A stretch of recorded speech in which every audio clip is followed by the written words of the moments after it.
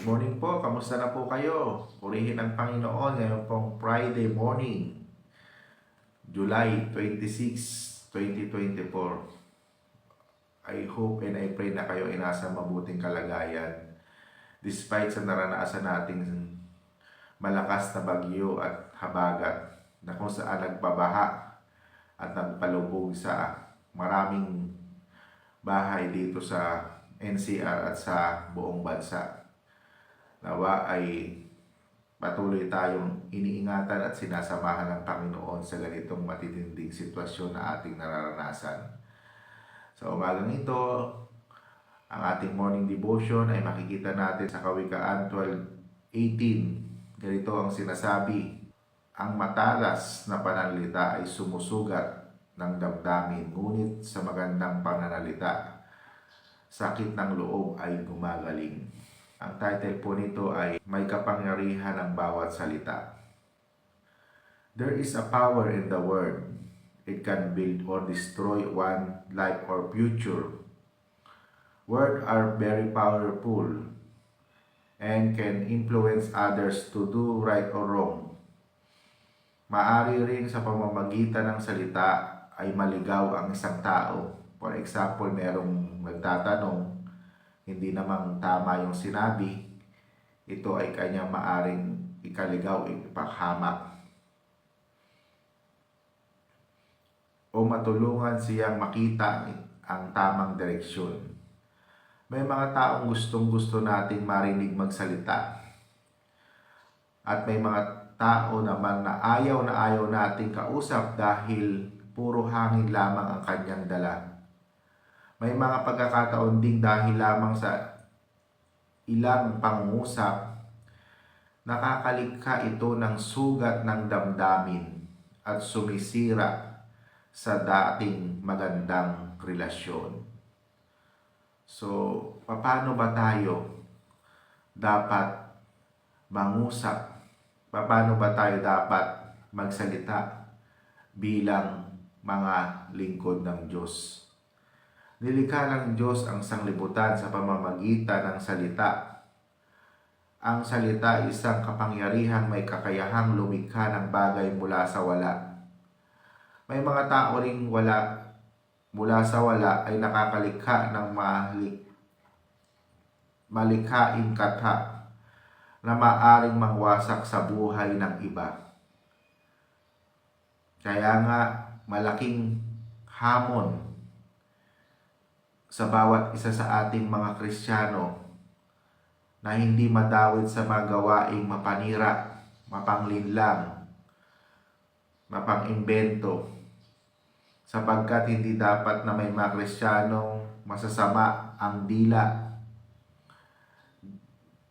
Gamitin natin ang kapangyarihan ng salita upang bumuo at hindi mangwasak, magtaas at hindi magbagsak, pumuri at hindi mamintas. Malinaw po ang mensahe ng Panginoon sa bawat isa sa atin sa umagang ito ng ating morning devotion ngayong araw ng Friday.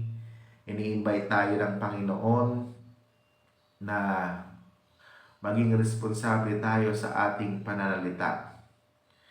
Nawa ang ating pananalita ay maging instrumento ng kalakasan ng bawat isa. Nawa ang ating pananalita ay maging inspirasyon. Nawa ang ating pananalita ay bumubuo sa alip na mapangwasak. Nawa ang ating pananalita ay pananalita ng pag-ibig, pagmamahal at kapayapaan upang ang Diyos na ating Panginoon ay malugod sa bawat isa sa atin at makita nga na tayo ay mga lingkod, sumusunod, nagtitiwala, nagtatapat sa ating Panginoon. Mapagpalang araw po sa bawat isa sa atin. Ngayong umaga ng Friday, nawa meron tayong nakita,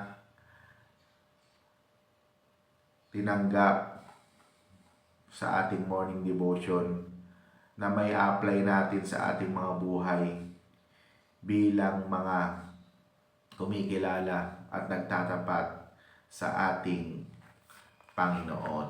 Tayo ay manalangin. Pinupuri ka namin at pinasasalamatan sa umagang ito ng Friday. Muli mo kaming binangon sa aming mga higaan upang katagpuin ka at panimulan ng araw na ito ng may kagalakan sa aming mga puso.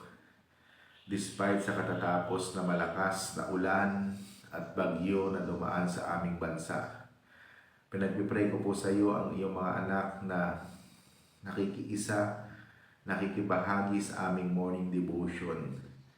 Salamat po Panginoon dahil malinaw ang iyong mensahe sa bawat isa sa amin na kung saan ang aming pananalita ay maging instrumento ng pag-ibig, ng kaayusan at ng kapayapaan upang masabi nga na kami ay kumikilala, sumusunod at nagtatapat sa iyo. Nakilang Diyos, pinagpipray ko rin sa iyo ang mga nasalanta ng malakas na bagyo, ang kanilang mga tahanan na binaha o magpahanggang sa ngayon ay nakalubog pa sa baha. Tulungan niyo po sila, nakilang Diyos, maging ang aming mga kasama sa aming iglesia, bigyan ng lakas, ingatan upang maisaayos nila at malinis ang kanilang mga tatahanan. Pinagpipray ko rin sa iyo ang mga iglesia na lumubog sa baha, na nasa mabababang lugar. Tulungan niyo po na maisaayos nila ang kanilang bahay-sambahan upang may magamit sila na bahay dalanginan, lalo't higit sa araw ng pananambahan. Nagtitiwala kami, Panginoon, na ikaw ang may hawak ng lahat. Kaya tulungan niyo kami, Panginoon, lalo't higit sa nararanasan naming malalakas na bagyo. Humihingi po kami ng kapatawaran dahil sa hindi namin pangangalaga sa kalikasan na ipinagkatiwala mo sa amin. Ang walang habas na pagputol sa mga puno, ang walang tigil na pagsira ng mga kabundukan, ang walang tigil na paglapastangan sa kalikasan. Tulungan niyo kami, Panginoon, na magbago ng isip habang may panahon pa, upang ang mundo na nilikha mo na mainam na tirahan ng bawat isa sa amin ay ma-restore at patuloy na matirahan namin na may kaayusan. Marami pong salamat, Panginoon, sa iyong salita na aming tinanggap buhat sa iyo, na nagsisilbing pagkain ng bawat isa sa amin sa umagang ito. Tulungan niyo kaming ang aming pananalita ay maging word of encouragement, word of love, word of peace, Panginoon, upang patuloy na maramdaman ka ng aming mga kausap, ng mga nakakakilala sa amin, ng aming pamilya, ng aming iglesia, ng aming mga katrabaho. Nakilang Diyos, pinagpipray ko rin sa iyo mga kapatid namin na may mga karamdaman sa mga oras na ito. In the name of Jesus, hipuin niyo po sila ng iyong mapagpala ng pagkalingang kamay at igawad ang kagalingan na nagmumula sa iyo.